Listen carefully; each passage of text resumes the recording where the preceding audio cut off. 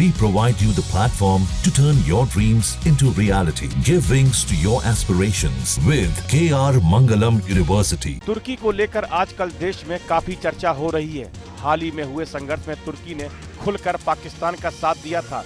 उसके बाद से ही सोशल मीडिया पर बॉयकॉट तुर्की कैंपेन चल रहा है। तुर्की के साथ व्यापार समेत सभी तरह के संबंधों को खत्म करने की मांग की जा रही है। इसी बीच सरकार ने तुर्की से संबंध रखने वाली company Celebi airport services India limited की सुरक्षा मंजूरी रद्द कर दी थी। यह कंपनी भारत में कई एयरपोर्ट्स पर ग्राउंड हैंडलिंग सर्विस देती है। इनमें दिल्ली, कोचीन, बेंगलुरु, हैदराबाद, चेन्नई और गोवा जैसे बड़े एयरपोर्ट शामिल है। कंपनी का दावा है कि उसने भारत में $200 मिलियन का निवेश कर रखा था। यह तो शुरुआत है। पाकिस्तान के साथ यारी तुर्की को बहुत भारी पड़ सकती है। कुछ ट्रैवल वेबसाइट्स ने भारतीयों को तुर्की की यात्रा से बचने की सलाह दी है। इसी तरह कई कारोबारियों ने तुर्की से सेव नहीं खरीदने का फैसला किया है। सोशल मीडिया पर बॉयकॉट टर्की ट्रेंड कर रहा है।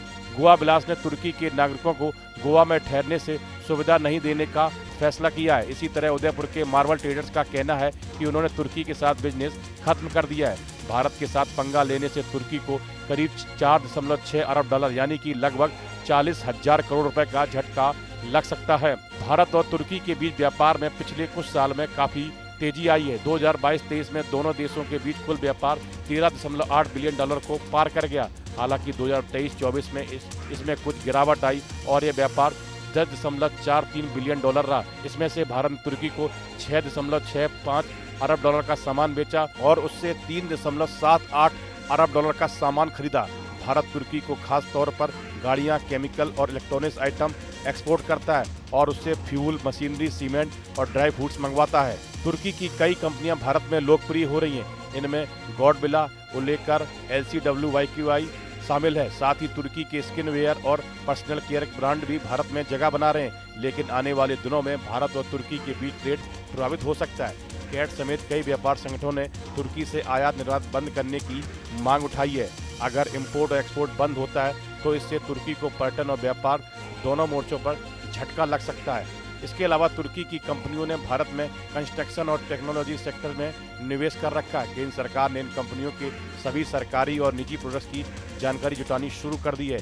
इन कंपनियों की भूमिका और हिस्सेदारी की समीक्षा के बाद जरूरी कार्रवाई की जाएगी। अधिकारियों का कहना है कि अगर राष्ट्रीय हित प्रभावित होता है तो इन कंपनियों को प्रोजेक्ट से हटाया जा सकता है। पिछले साल करीब 3.3 भारतीय पर्यटक तुर्की गए। इस दौरान उनका औसतन खर्च 1.2 लाख रुपए रहा। तुर्की की हॉस्पिटैलिटी इंडस्ट्री के लिए भारतीय पर्यटक बहुत आम है। शादी के लिए तुर्की भारतीयों के बीच फेवरेट डेस्टिनेशन बनकर उभरा है। एक अनुमान के मुताबिक पिछले साल भारतीय पर्यटकों ने तुर्की में करीब $400 मिलियन खर्च किए। लेकिन हाल के दिनों में बड़ी संख्या में लोगों ने तुर्की की बुकिंग कैंसिल कर दी। इस वीडियो में फिलहाल इतना ही।